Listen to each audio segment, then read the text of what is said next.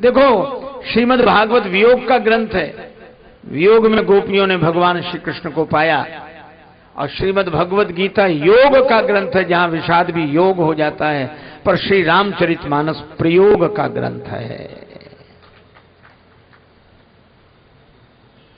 माता को मानते हैं तो मानते हैं बस।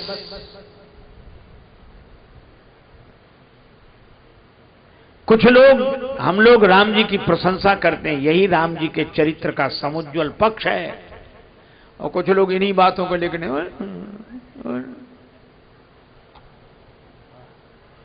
अरे भाई ऐसा नहीं है। वन में आए और यह भी पता लगा कि राज्य भरत को मिल रहा है। अच्छा, आज का आदमी कितनी सरल, सीधा, ईमानदार, सच्चा क्यों ना हो, बोलो इस घटना पर नाराज होता कि नहीं? यही कहता कि हम तो पहले भी नहीं मांग रहे थे, हमें जरूरत ही नहीं थी, लेकिन हमें धोखे में क्यों रखा गया? शाम तक कहते रहे, धोखे में क्यों? और जब तुम चाह ही नहीं रहे थे तो नहीं मिला, तो क्या परेशानी है तुम्हें? हमें धोखे में क्यों रखा गया? अच्छा, जिन्हें राज्य मिला भी भरत जी राम जी को मालूम कैसे लगते हैं? भरत प्राण प्रिय पावहि राज्य। राज्य नहीं मिला था तो भरत मुझे प्रिय थे, अब भरत को राजा बन गए तो मुझे प्राण प्रिय हो गए। बोलो, अपने को मिलने वाला पद दूसरे को मिल जाए, वो प्राण प्रिय लगेगा? कभी नहीं लग सकता, उसके प्राण ही प्रिय लगेंगे।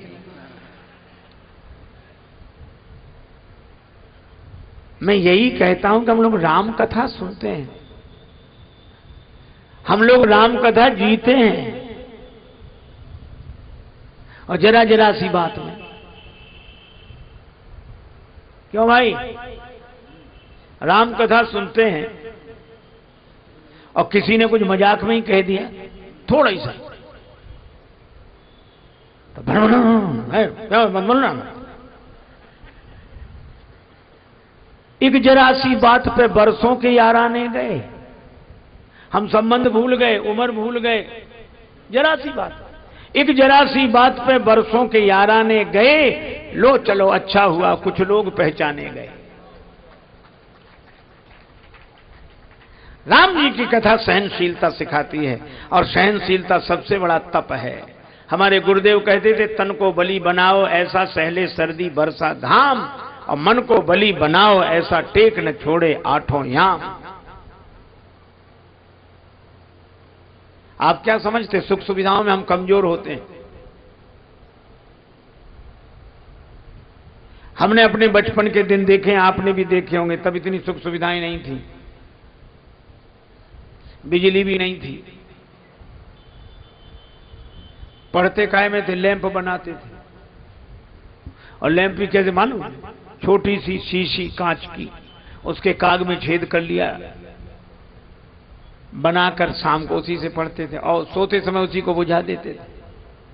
कच्चे मकान होते थे, बरसात के दिन में रात भर टप टप पानी टपकता, हम लोग बैठे रहते, और सवेरे से उस मकान को ठीक करने वालों को बुला कर लाते थे। लेकिन उस समय कितनी प्रसन्नता थी, इसका अनुमान आप लगा सकते हैं? देखो, मैं आपको फिर कह रहा हूं, सुख आदमी को कमजोर बनाता है और दुख आदमी को मजबूत बनाता है। आज हम लोग जो इतने कमजोर हो गए, वो इसलिए हो गए सुख के कारण। सुख के कारण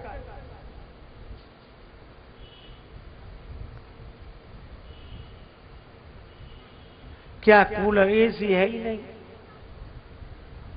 एसी नहीं है, और पंखा, कूलर कितनी। मैं ये नहीं कहता कि आप इन सुख सुविधाओं में ना रहें, जरूर रहें, इनका उपयोग करें, लेकिन हमारे राजाओं की तरह, जैसे राजा लोग राज्यपाट सुख सुविधा छोड़कर वन में चले जाते थे, क्यों? ताकि तप कर सकें, दुख में तप सकें। आपको भी अगर अपने को मजबूत बनाना है तो कभी कभी इन अव्यवस्थाओं में भी जाकर रहा करो, आप मजबूत बनेंगे। कभी कभी इन अव्यवस्थाओं में जाकर रहो, आप मजबूत बनेंगे। कमजोर हो गए हो, अब तो 2 मिनट को बिजली चली जाए, 2 मिनट को, उसमें 2000 गाली दे डालेंगे और क्या शासन ऐसा और संसार ऐसा और देश ऐसा। और क्या हो गया? हम राम कथा सुनते हैं। राम जी 14 वर्ष वन के लिए जाते हैं नंगे पांव, और कौन राम जी जिनके चरण कमल की तरह कोमल हैं। श्री जानकी माता पलंग पीठ तज गोद हिंडोरा, वे पैदल पैदल जाएं, लक्ष्मण जी पैदल पैदल चलें, और हम उनके पैदल चलने की इन विषम यात्राओं की कथाएं पूरी सुख सुविधा में रहकर कहें और पूरी सुख सुविधा में रहकर सुने। और थोड़ी भी गड़बड़ी हो जाए तो आंख दिखाएं, लड़ लड़ जाएं। ये राम कथा है। राम कथा को जीना चाहिए,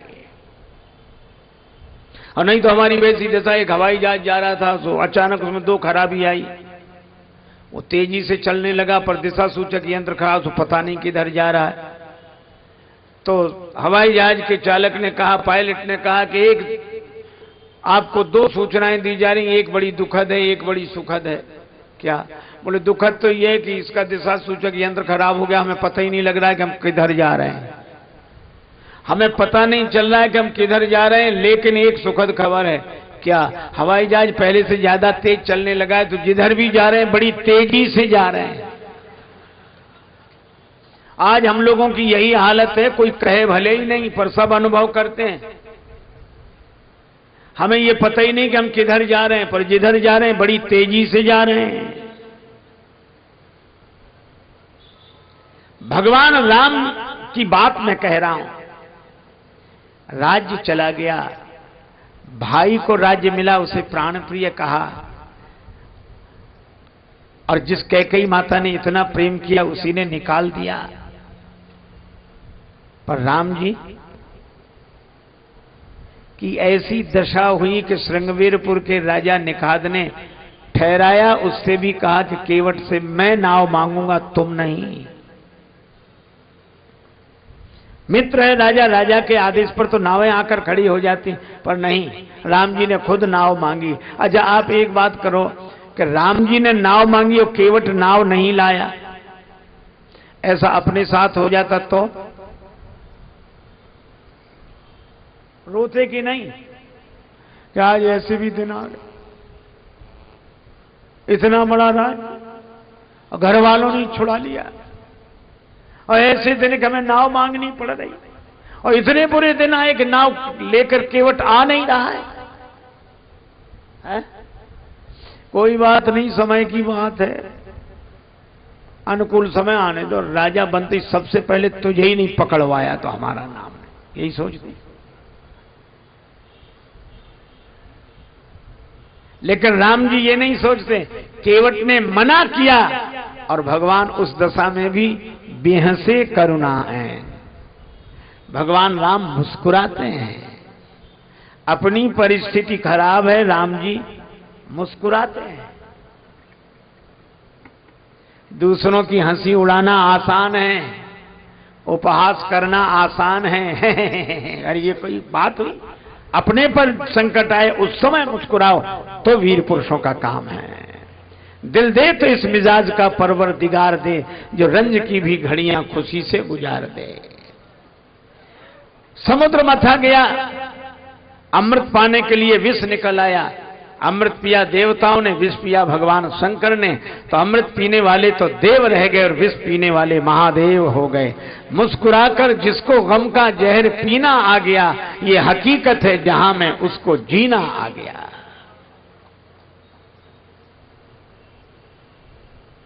गम को सहने में भी कुदरत ने मजा रखा है।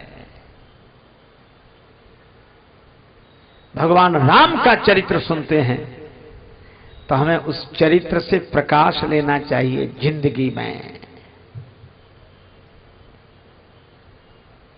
केवट ने नाव मांगी, केवट नाव नहीं लाया। अब लक्ष्मण जी को भी बुरा लगा, श्री सीता जी को भी बुरा लगा। भगवान ने मुस्कुराकर लक्ष्मण जी की ओर देखा। लक्ष्मण, ऐसा विचित्र भक्त देखा जिसे मैं बुलाऊं और ना आवे? तो लक्ष्मण जी तो पहले से ही नाराज थे, खींचे हुए थे कि नहीं? क्या बोले? क्या बोले? नहीं पता, हम बता रहे हैं। भगवान ने कहा लक्ष्मण ऐसा विचित्र भक्त देखा जिसे मैं बुलाऊं और ना आवे। लक्ष्मण जी बोले प्रभु आपके जितने भक्त होते हैं ऐसे ही होते हैं, जो आपका कहना न माने वही आपके भक्त, स्वभाव ही ऐसा है। ऐसी सरलता किस काम की, कोई कहना ही नहीं मानता। सियाजू भी मुस्कुराई लक्ष्मण जी के इस व्यंग पर। भगवान ने कहा यही एक भक्त है, दूसरा कौन है जो कहना नहीं मानता?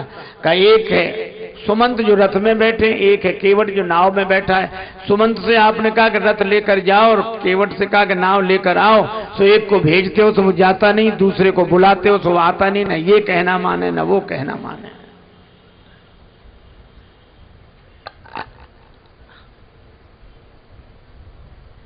सियाजू मुस्कुराई लक्ष्मण जी ने की इस बात पर भगवान भी मुस्कुराए। राम जी ने कहा किसी दुकानदार का सगुन सवेरे सवेरे बिगड़ जाए, कोई उधार मांगने वाला आ जाए तो दुकानदार होता ना रहे बौनी ना बट्टा सवेरे सवेरे, क्योंकि अब दिन भर उधारी का सामना करना पड़ेगा।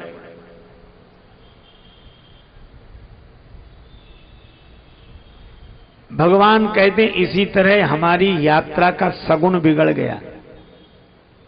जब हम वन में चले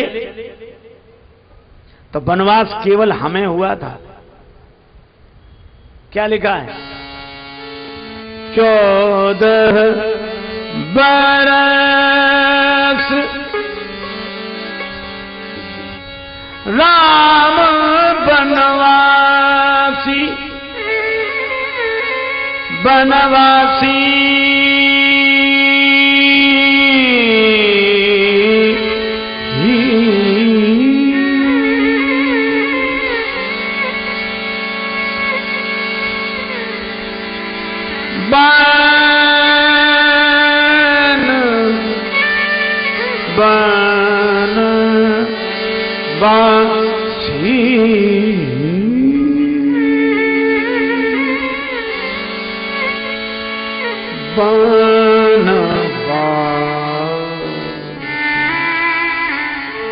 'वनवास राम जी का था, न सिया जी का न लक्ष्मण जी का।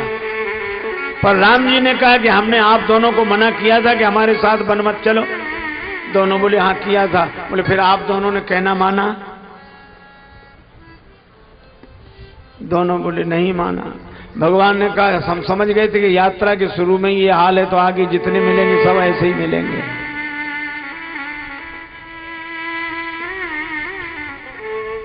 पर राम जी ने कहा कि आप लोगों ने कहना इसलिए नहीं माना